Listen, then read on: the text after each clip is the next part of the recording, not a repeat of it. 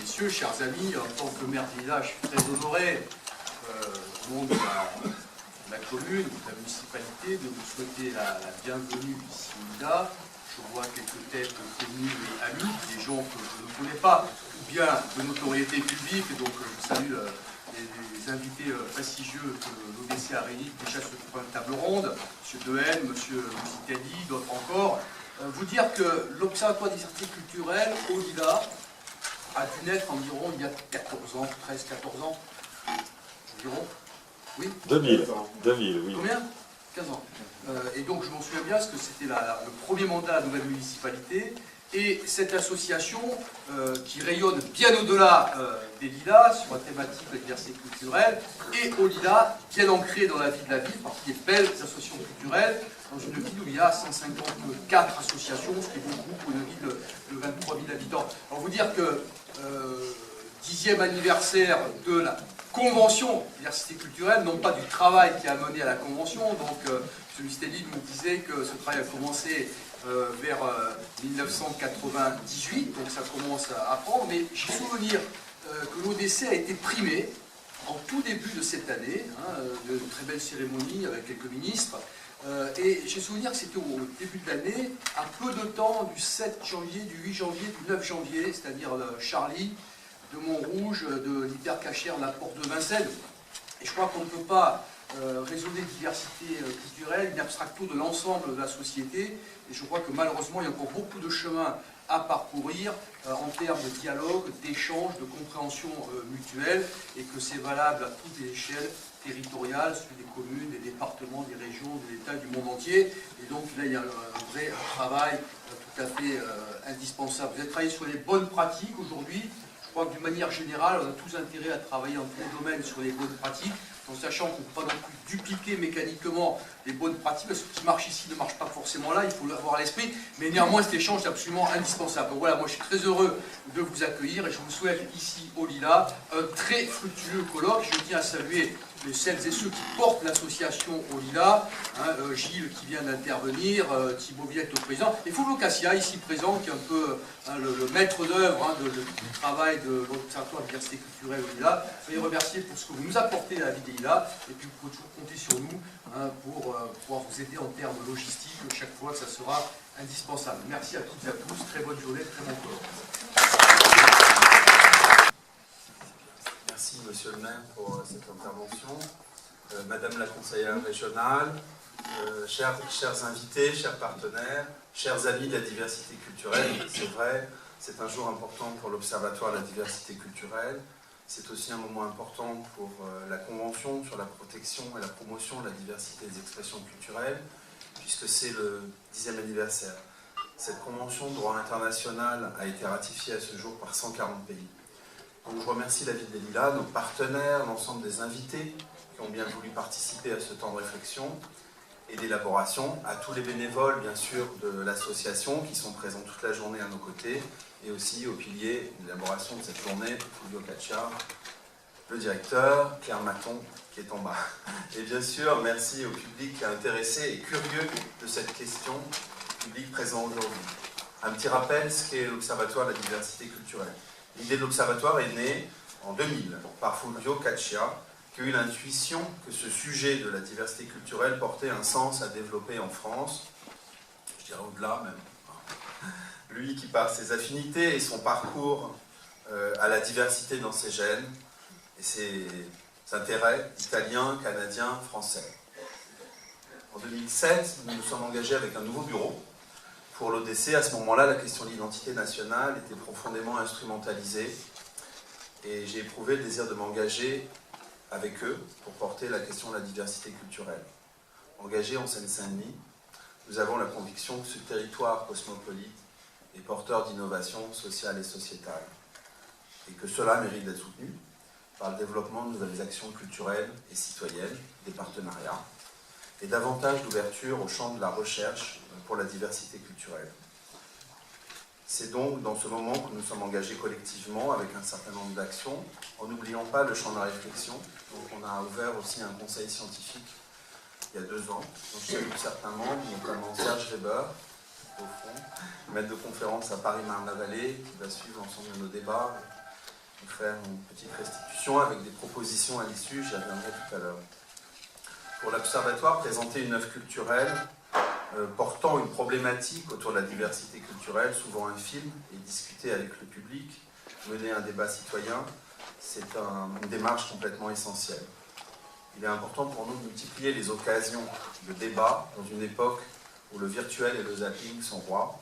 Sinon, comment comprendre, analyser, critiquer si la connaissance n'est pas suffisante pour dépasser les simples stéréotypes? Essentiel aussi pour nous de faire connaître des cultures et des œuvres culturelles moins connues, étrangères souvent, livres, films, musique, peu diffusées. C'est bien sûr pour nous un moyen d'être complètement ancré aussi dans cette convention internationale autour des expressions culturelles. Nous avons aussi renforcé nos actions pour les jeunes et les publics défavorisés. Je salue notamment le travail passionnant qui est mené avec la ville de Bagnolet autour des centres sociaux. Nous menons aussi désormais des ciné-jeunes avec le service jeunesse de la ville des Lilas, puis d'autres services jeunesse de l'agglomération. Le premier a eu lieu au cinéma Étoile des Lilas autour du film, je ne sais pas si vous l'avez vu, mais certainement beaucoup d'entre vous, Cours de Babel de Julie Bertuccelli. 200 jeunes étaient présents, le débat de qualité sur les enjeux de citoyenneté. Et à l'issue, nous étions vraiment convaincus que cette jeunesse de la diversité tant décriée mérite des temps d'échange citoyens réguliers. En a-t-elle souvent l'occasion? Trop peu, certainement. Nous entendons diversité culturelle dans un terme large qui ne fiche pas les personnes forcément dans un parcours passé d'immigrés.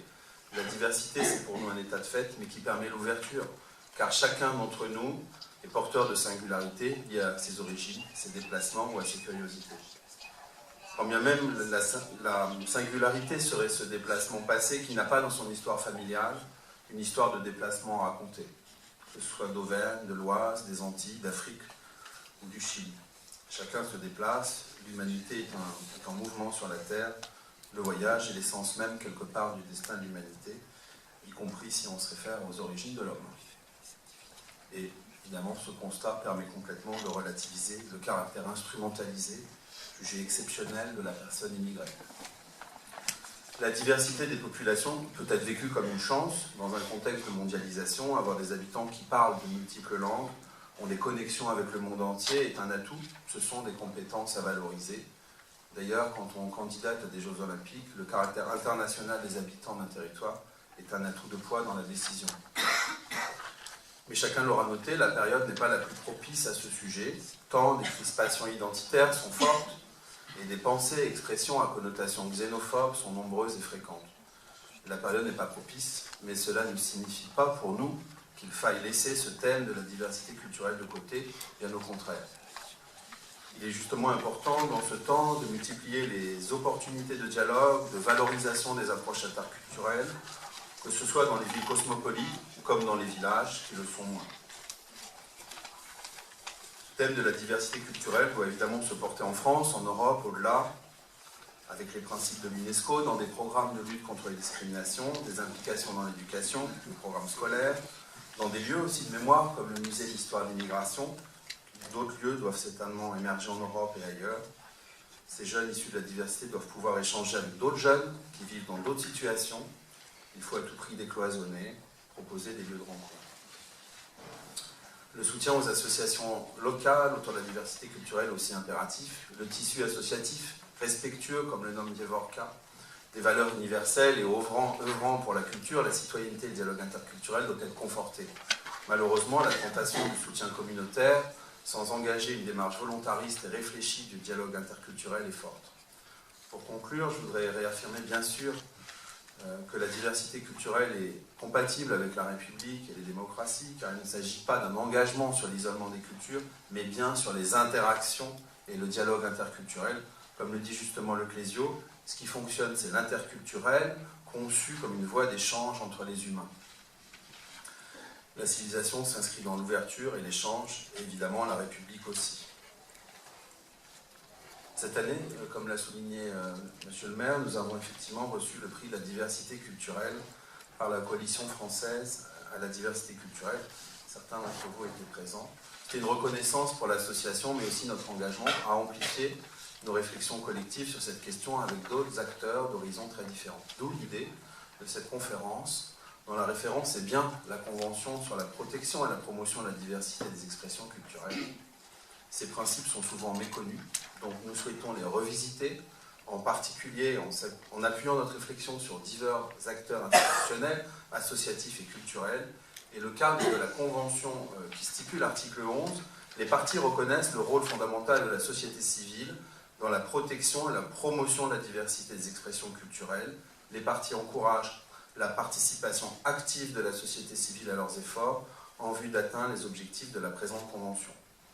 Tout l'enjeu autour du débat à mener avec la société civile. Le contenu de ce colloque aborde différents thèmes, dont différentes tables rondes. Quelle est la place d'une politique de la diversité culturelle au sein des politiques publiques? Notre premier thème. L'artiste, médiateur de la diversité culturelle. La diversité culturelle à l'épreuve des territoires. Le rôle des associations et des entreprises dans la promotion de la diversité culturelle. L'idée aussi, bien sûr, c'est de faire participer le public, car beaucoup d'entre vous pourraient aussi être ici en tribune, aux tables rondes. Nous vous proposons aussi d'élaborer, avec l'appui de Serge Weber, universitaire, de décliner nos réflexions en 10 propositions pour améliorer la diversité culturelle, ou du moins aussi sa diffusion. Donc je vous souhaite une bonne rencontre, riche en débats et aussi en perspectives. Voilà, je vais céder la parole maintenant à Martine Legrand, conseillère régionale. Merci à vous.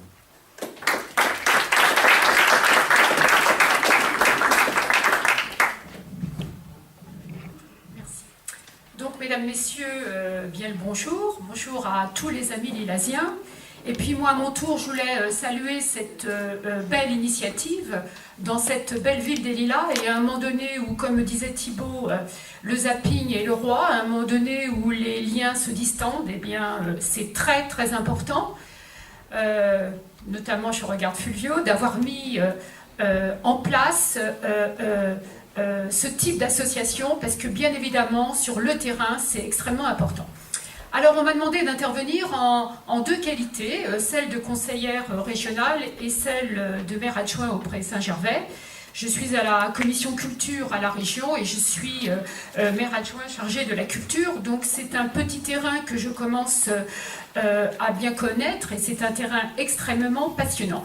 Alors, quand on parle de diversité culturelle, pour moi, j'ai essayé de développer ce que c'était que la diversité culturelle pour moi. C'est avant tout la diversité des publics. On est là pour, en ce qui me concerne, pour servir les intérêts généraux, culturels de toute une population. Mais moi, je me suis attachée, à travers ces 2 mandats, à servir aussi les intérêts d'une population qui est un petit peu marginalisée, d'une population qui n'a pas forcément accès à la culture. Alors, je vais développer très très brièvement ce principe.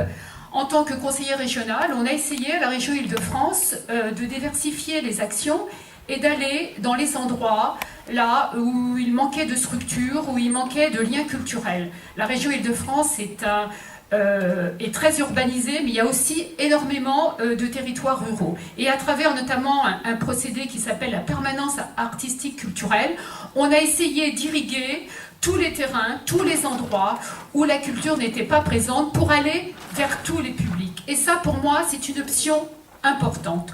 On l'a fait aussi à travers un réseau qu'on a mis en place, à savoir la multiplication de ce qu'on appelle les lieux de fabrique, pour justement aider à l'innovation de ces différents lieux. Et un autre exemple que je pourrais présenter, c'est aussi notamment l'aide à toutes les librairies indépendantes, parce qu'aujourd'hui, c'est vrai qu'il y a des groupements qui permettent l'accès à la lecture dans certains endroits, et il y a d'autres endroits qui sont déserts. Donc voilà, à travers ces différentes actions, voilà un petit peu pour moi ce que c'est que la diversité culturelle, la diversité des publics. Et bien évidemment, pour revenir sur le territoire lilasien, on a aussi aidé des lieux comme Kiasma, des lieux comme le Triton, et bien évidemment, on a aidé l'Observatoire de la diversité culturelle. Et tout à l'heure, Gilles me disait, sans la région, je vais reprendre ses paroles, sans la région, on aurait été foutu. Et c'est vrai que c'est important d'aider, dans l'option que j'ai développée, ces différents lieux, ces différents acteurs, ces différents porteurs de projets, pour que la diversité culturelle puisse aller à la diversité des publics. Et puisqu'on m'a aussi invité en tant que maire adjoint du Pré-Saint-Gervais, je voulais vous faire part de l'initiative qu'on a prise au Pré-Saint-Gervais. Alors c'est vrai qu'au Pré-Saint-Gervais, on n'a pas de salle comme le Garde-Chasse, on n'a pas de grand lieu culturel, mais on a un lieu tout à fait innovant qui s'appelle la Petite Criée au Pré-Saint-Gervais.